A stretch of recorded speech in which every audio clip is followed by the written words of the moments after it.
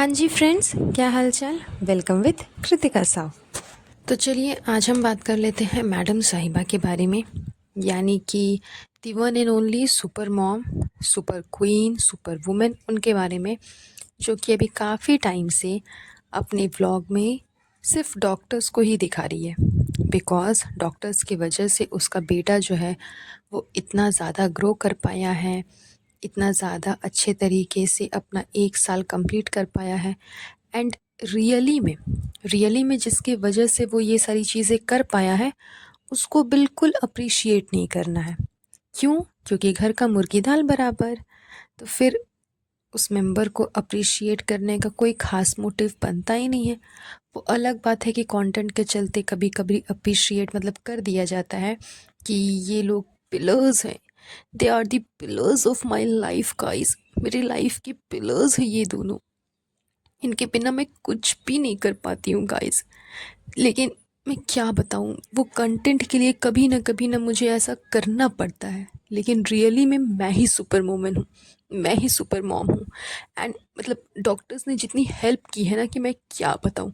एक बच्चे के पीछे इतने इतने डॉक्टर लगे हुए थे, मतलब बताओ कि इसी को कहता है कि पैसा बोलता है। हमारे पास में इतना पैसा है ना कि हमने डिलीवरी के टाइम पे मतलब इतने डॉक्टर्स को हायर कर लिया था ना, इतने डॉक्टर्स को हायर कर लिया था, इतने सारे नर्स थे ना कि मैं क्या बताऊँ आप लोगों को। मतलब खरीद लिया था जैसे हम लोगों ने सबको, क्योंकि हम पहली पहली बार मम्मी पापा बने थे। मतलब फर्स्ट टाइम, फर्स्ट इस बात को आप लोग ध्यान से सुनो, फर्स्ट टाइम बने थे पेरेंट्स हम लोग। इससे पहले हमारा कोई बच्चा नहीं है। वो मासूम रिश्ते का सच जो है ना वो झूठ है। तो इस वजह से हमने अपने पैसे को उड़ाया अच्छे खासे तरीके से। इतने सारे डॉक्टर्स को अवेलेबल कर लिया, अपने आगे पीछे घुमाने लगे ताकि हमारा बच्चा जो है ना वो एकदम अच्छे तरीके से ठीक हो जाए।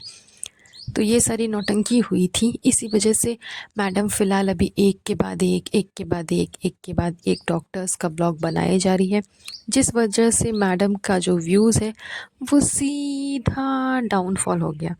मतलब चबूतरा तो यहाँ पे एकदम चांस मार गई। वो 2 दिन में या फिर 3 दिन में एक बार व्लॉग अपलोड करती है, फिर भी उसके व्यूज़ आप देखो 13-14 लाख। एंड मैडम तो 2 ही 3 लाख पे अटक जाती है, इससे आगे मैडम के व्यूज़ बढ़ ही नहीं रहे। एंड यही कारण है कि अब मैडम रेगुलर व्लॉग अपलोड करेगी। अदरवाइज़ मैडम की तो जर्नी आप जानती हो, कितना हेक्टिक शेड्यूल रहता है, कितनी बिजी रहती हैं कि 15-15 दिन तक मैडम व्लॉग नहीं डाल पाती। स्टार्ट तो करती है, बनाना शुरू तो करती है, लेकिन आपको तो पता है ना गाइस, मेरा बेबी रूह जो है वो मुझे बिल्कुल छुट्टी नहीं देता, मतलब बिल्कुल टाइम नहीं देता।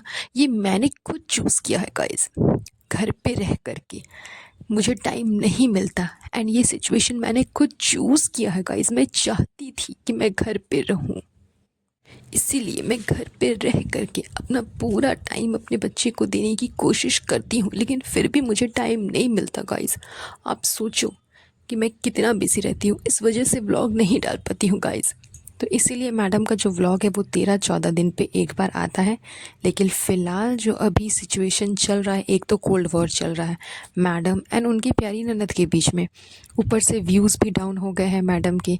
तो अब तो मैडम अगर रेगुलर व्लॉग नहीं डालेंगी तो जो बच्चे कुछ टारगेटेड इनके जो सब्सक्राइबर्स हैं वो भी चले जाएंगे, क्योंकि मैडम ने ही तो कहा था ना, आई पिटी यू गाइस, जाओ गेट लॉस्ट, नहीं चाहिए मुझे तुम्हारी कंसर्न, नहीं चाहिए, गेट लॉस्ट हो जाओ। तो गेट लॉस्ट हो गए सब कोई। तो इसी वजह से मैडम अब रेगुलर व्लॉग डालने वाली है। इवन बात जो हम करते हैं कोल्ड वॉर की, तो वो इसलिए कर रहे हैं बिकॉज़ आप लोगों को ध्यान में होगा कि जिस तरह से मैडम अभी अब हर एक डॉक्टर्स को हैम्पर गिफ्ट कर रही है, उसी तरह चबूतरा ने भी एक प्यारा सा हैम्पर बना करके अपने भतीजे के बर्थडे पे दिया था, जो कि नेक्स्ट डे डस्टबिन के बगल में रखा हुआ था। एंड ये चीज़ सबने नोटिस की, जाहिर सी बात है कि हमने नोटिस की है तो सबने नोटिस की होगी। लेकिन किसी के मुंह से एक शब्द नहीं निकला कि वो हैम्पर डस्टबिन के बगल पे क्यों रखा हुआ है वो, क्योंकि वो डस्टबिन के बराबर है मैडम के लिए। तो कोल्ड वॉर चल ही रही है, ये बातें समझ में आ रही है। लेकिन क्या है कि सामने से बोल नहीं सकते, सामने से बता नहीं सकते। उसके बाद आप देख लो कि चबूतरा का इतना बड़ा रेस्टोरेंट ओपन हुआ, मैडम देखने तक नहीं गई। हर कोई गया लेकिन मैडम नहीं गई। इवन जनाब भी बड़े ही लेट से पहुँचे वहाँ पे, और वो भी एक नॉर्मल सा मतलब एक्सप्रेशन, कोई एफ़र्ट्स नहीं, कुछ भी नहीं कि हाँ ऐसा है, वैसा है, ये है, वो है, कुछ भी नहीं। सिर्फ़ गए, जा कर के हल्का सा देख लिया, ओह! एक झलक देख लिया, चलो आ गए। जबकि जबकि चबूतरा अपने होटल का जो भी डिश है वो सबसे पहले ला कर के जनाब को ही टेस्ट करवाती है, अपनी भाभी को ही टेस्ट करवाती है कि आप लोग बताओ कि कैसा है, किस तरीके से बना हुआ है, सही से शेफ़ है कि नहीं है। तो वो इतना इम्पोर्टेंस देती है, लेकिन ऑन द अदर हैंड ना तो उसे एंड ना ही उसके गुड कुकिंग को ज़रा सी भी रद्दी के भाव भी इम्पोर्टेंस मिलती है। तो खैर चबूतरा भी होशियार है। अब तो वो 8,000 वाली नौकरी पाने वाली चबूतरा है नहीं, अब तो उसके मिलियंस में व्यूज़ आते हैं एंड करोड़ों में वो पैसा छाप लेती है। इस वजह से उसने भी अच्छा खासा पलट करके शेड करना चालू कर दिया, अपनी भाभी को पलट करके जवाब देना चालू कर दिया। ऑन कैमरा नहीं, लेकिन ऑन कैमरा तो समझ में आ ही जाता है कि इन लोगों के बीच में क्या चल रहा है। ऊपर से आप देखो कि हज से वापस आए हैं इसके पेरेंट्स, तो हर एक मेंबर को जाना चाहिए था। पता नहीं इन लोगों को मौदा जाने में क्या ही तकलीफ़ होती है, लेकिन जब कोई हज करके वापस आ रहा है तो उन्हें रिसीव करना तो मतलब आपको हर हाल में जाना चाहिए था। मुझे इस बारे में ज़्यादा पता नहीं है, लेकिन मैंने जहाँ तक सुना है कि जो लोग हज पे जाते हैं वो वहाँ से वैसे ही वापस लौट के आ जाए, ये बहुत गनीमत की बात है। मतलब अधिकतर टाइम पे ऐसा नहीं होता कि जिस तरह से गए हैं उसी तरह से वैसे वापस आ जाए। एंड इस बार तो सुनने में आया है कि बहुत ज़्यादा गर्मी थी वहाँ पे। एंड पता नहीं कि जो पेरेंट्स जाते हैं उनके साथ उनके बच्चे भी जा सकते हैं कि नहीं, मुझे ये बात भी नहीं पता। लेकिन अगर जा सकते हैं तो गुटका किंग को ज़रूर जाना चाहिए था, बिकॉज़ उसके फादर एंड मदर जिस एज में हैं, इतने ओल्ड एज में अकेले ट्रैवल करना उनके लिए बिल्कुल भी सही नहीं है। एंड वो भी इस सिचुएशन पे जब इतनी ज़्यादा वहाँ पे गर्मी हो रही थी, एंड ये भी कंफर्म नहीं होता कि जिस तरह से गए हैं उसी तरह से वापस आएंगे या नहीं।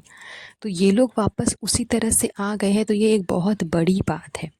इन लोगों को जाना चाहिए था, यानी कि मुंबई के लोगों को मौदा जाना चाहिए था, अपनी बेटी के ससुराल वालों को रिसीव करने के लिए जाना चाहिए था।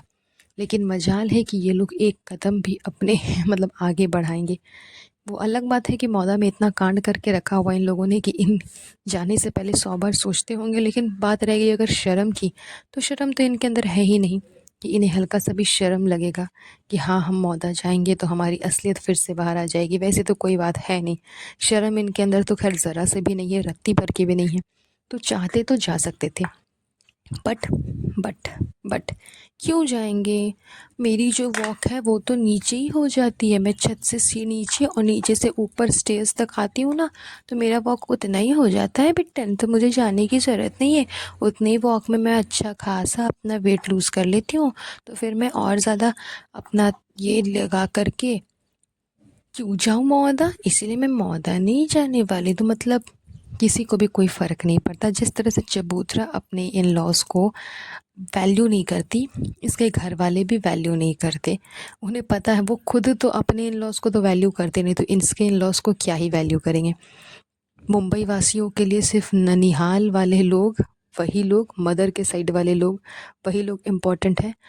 पापा के साइड के तो खैर पहचानते भी नहीं है ये लोग। इसीलिए कह रही हूँ कि ये लोग जब खुद अपने इन लॉज़ की कदर नहीं करते तो इसके पेरेंट्स क्या ही खाक करेंगे। यही सारी नौटंकी थी चबूतरा के व्लॉग में एंड साथ साथ मैडम के व्लॉग में। एंड मैडम एंड चबूतरा का कोल्ड वॉर अच्छा खासा चल रहा है, वो भी समझ में आ रहा है। देखिए ये कोल्ड वॉर कहाँ तक घिंचाएगा। तो बस चलिए आज का ये पॉडकास्ट हम यहीं पर एंड करते हैं।